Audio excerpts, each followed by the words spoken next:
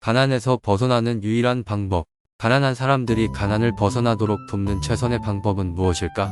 이 질문에 대해서 진보와 보수가 매우 다른 답을 가지고 있다. 그 답을 살펴보기 전에 먼저 이것을 생각해야 한다. 진보와 보수 모두 운이 나빠서 또는 불우한 환경으로 스스로 헤쳐나갈 수 없는 사람들을 정부는 도와야 할 도덕적 의무가 있다고 믿는다. 이 문제에 대해 노벨 경제학상을 수상한 보수의 아이콘인 프레드릭 하이크는 이렇게 말했다. 우리와 같이 일정 수준의 부에 도달한 사회에서 누구나 건강과 근로능력을 지키기에 충분한 최소한의 음식, 주거, 의복과 같은 사회 보장을 제공하지 말아야 할 이유는 없다. 언론이 당신에게 무엇을 말하든 하이크의 말에 동의하지 않을 보수는 없다. 사실 보수가 진보보다 자선사업과 기부에 더 많이 참여한다. 보수와 진보는 정부의 역할에 대해 불일치하는 것이다. 가난한 사람의 가난을 막아주는 것이 아니라 가난에서 헤쳐나오도록 건져주는 것이다. 하나의 자료에 따르면 세계 최강국인 미국인 린든 존슨 대통령의 가난과의 전쟁을 선포하고 완전히 가동된 1966년 이후부터 지금 현재까지 미국의 빈곤율은 거의 변화가 없다. 1966년 미국 정부가 계산한 빈곤율은 14.7%였다. 그러면 오늘날은 13.5%이다. 지난 수십 년간 몇 포인트가 오르락내리락 했으나 순증감으로 볼 때는 딱 1%포인트가 낮아졌다. 이것은 정부가 20조 달러를 빈곤 구제 프로그램에 투자한 후의 결과이다. 공식적인 빈곤율이 소비를 측정하지 못한다는 것은 사실이다. 확실히 오늘날 가난한 사람들은 1970년 가난한 사람들이 가졌던 것보다 더 많은 것을 가지고 있다. 가난한 사람들을 포함해서 모든 소득 수준에 걸쳐 스마트폰, 에어컨, TV, 컴퓨터, 그리고 자동차를 가지고 있을 가능성이 있다. 그리고 전반적인 의료 서비스의 향상으로 기대 수명도 상당히 늘어났다.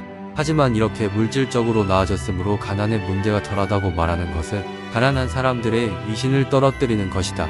단지 가난으로 덜 비참한 사람을 만드는 것을 우리의 목표로 삼아서는 절대 안 된다. 우리의 목표는 더 가난에서 벗어나도록 만드는 것이어야 한다. 많은 진보들은 간단한 해결책을 제시한다. 빈곤 프로그램 재정 지원 확대. 그들은 정부가 세금으로 부자에게서 가난한 사람에게 더 많은 부가 이전되도록 할 필요가 있다고 믿는다. 이것이 소득 불평등 논쟁이다. 보수는 다른 해답을 가지고 있다.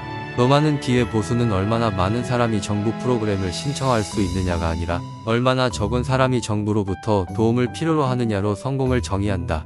불황 이후 60% 많은 사람들이 식량 배급을 받게 되는 것을 보고 보수는 성공이 아닌 실패라고 말한다. 보수는 단순히 사람들에게 돈을 주는 것을 가난에서 벗어나도록 돕는 것으로 믿지 않는다. 반대로 그건 그들을 가난에 가두어 둘 수 있다. 스스로 일하지 않은 채 얻는 것은 매우 빠져나오기 어려운 습관이다. 그것은 그들의 생활 방식이 될 수 있다.